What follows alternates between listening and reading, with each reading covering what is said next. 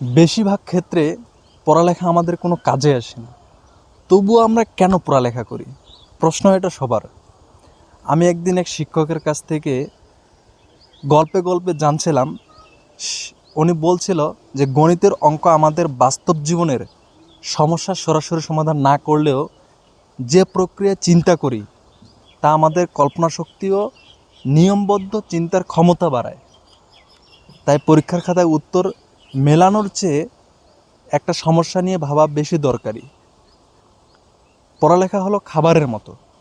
দিনে 1-1.5 কেজি খাবার খাই, অধিকাংশ শরীর থেকে আবার বেরিয়ে যায়, কিন্তু পুষ্টিটুকু ঠিকই থেকে যায়।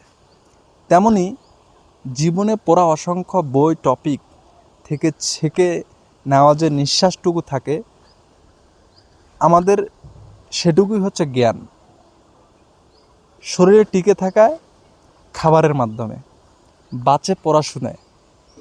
তাই সময় পেলে যে কোনো একটা বই হাতে তুলে নিয়ে পড়া শুরু করবেন।